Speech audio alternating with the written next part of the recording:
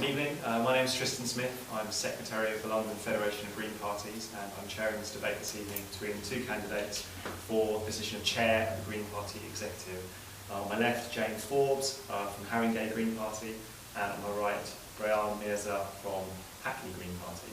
So to start with, each candidate is going to give a short opening speech, and I'll begin with Jane. Thank you, Tristan. Okay, just to tell you a little bit about me, I've been involved with the Green Party for about 25 years now, and during that time I've witnessed and been involved with its growing strength. It's been phenomenal how much it has changed over those years, and it's just wonderful to have been a part of that change. And so I think the next few years are going to be ones to capitalise on what's gone so far, and it's just really exciting times for us that we are really going to be able to move forward and hopefully get an MP elected, or maybe two or even three, something that I'd be very keen to fight for this next year as chair. And I believe I can play an important part in doing that if I was to be voted in as the chair of the Green Party. And I also bring experience of chairing other organisations, so it's something I'm familiar with doing. I've been vice chair and chair for 14 years of the World Development Movement, which is an organisation campaigning on behalf of the world's poor. And during that time, it doubled in size and has become a real force for change in that area. I've also been a member of council and chair for a number of years of another campaigning organisation called Tourism Concerned, which also campaigns for human rights in tourism. Now, when taking on the role of chair, I'm aware that the chair has a number of roles, and the major role is that to ensure the smooth and timely working of the organisation. So in order for it to meet its objectives. And so for the Green Party, in this particularly important election year, it means we need to focus on our three target Westminster constituencies, whilst also achieving the highest number of Green candidates in the 2010 general election, thereby giving more people the opportunity to vote Green. And as chair, it would be my role to ensure that the officers on GPEX are enabled and supported to fulfil their jobs to achieve this. Now, the previous GPEX has set up a really good base from which we can operate, with the various plans that they've got for an office move, the new database that's being introduced, and the recruitment of a fundraiser, which is something that we've been desperately needing, because that's been one of our major problems, is enough finance to help fund all our aspirations. And also that we've been able to recruit the head of media relations. So that's a great base for us. However, it's evident we've still got much to do to professionalise the party, such as developing a clear, long-term strategic plan with budgets, so that incoming GPEX members know what's expected. Previously, it's often been quite tricky, I think, for new members to come in, maybe only for a year, and suddenly be faced with a budget that's been vaguely set for them, but without any long-term plan to work to, not really having much of an idea of where to go from here. And so very often we've got different kinds of views and perspectives, and not always working together very well. And of course, as chair, I would really welcome ideas from other people of ways of working, of people who've had experience in this area. So I think another thing that we need to do is to take on more staff as soon as we possibly can, and I think this is where the fundraising officer comes in.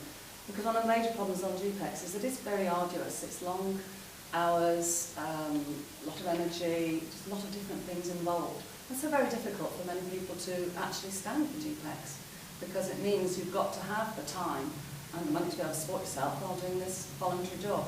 So the sooner we can get paid members to take on some of the arduous tasks like an election officer, for example, I think the better. And I think we do need to consider the basic structure of the party as well, in terms of whether GPEX and GPRC as two distinct groups are performing adequately. Something I've been thought about for a long time, and certainly last time I was on GPEX, thought it needed looking at, but it always seems to slip down the list of priorities. But I still think there is an issue there that maybe we need to be addressing and looking and see if we can find better ways of those two organisations working. For example, should it be GPRC that's creating a strategic plan? They should be the overreaching body, as they are much more democratically elected in terms of geographical area. So it's a question, I don't know.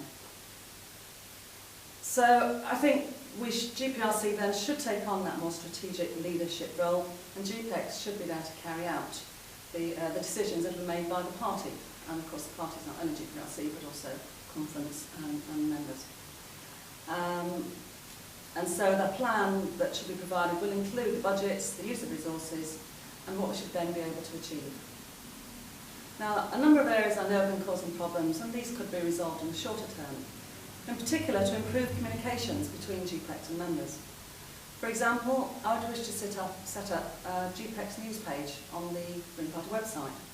But this can only be done, of course, once the new system is in place, and we know that it's much more secure for members only. At the moment it's quite difficult, I think, to do that, because outsiders are still able to actually access the site. And this would then publish the agendas and minutes and encourage members to contribute their views. With the recent difficulties associated with internal elections, it's become apparent that we need to revisit our internal democratic system. There needs to be discussion and maybe change in the balance of power between the various bodies, i.e. conference, GPRC, GPEX, SOC and members. And as chair, I'd expect to have a role to play in those discussions and ensure that they are moved forward.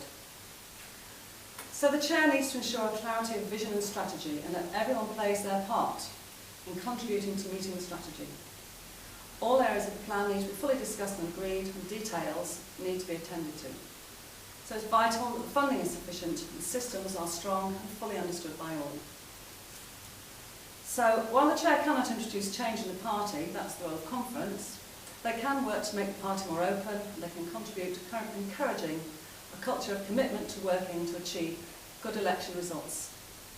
And I believe I can do that. The role of chair also entails meeting outside agencies, such as government institutions like the Electoral Commission, Deputy Permanent Secretary to the House of Lords, the BBC, or commercial organisations with which I work, such as advertising agencies. And again, I've got experience of working with various organisations at various levels. I can bring a great deal of experience to the role of chair, particularly in the important upcoming elections. I played a key role in the London GLA campaign in 2000, and following that I served as management coordinator on GPEX. During this time there was no finance coordinator, so I took on responsibility for finance at the same time. So I worked very closely with the chair, sometimes as substituting for her when the workload became too great. And during this time, we had one of our most successful general elections, when our average vote share more than doubled. My history as an active campaigner with the Green Party is extensive. I've stood as a candidate for both European and GLA elections and achieved one of the highest votes in London. For many years I've stood as a local target candidate. I've served as chair and treasurer of London Federation of Green Parties. And throughout all this I've taken on various roles involved, such as writing newsletters and election materials, liaising with members of other bodies, being in the media, television, etc.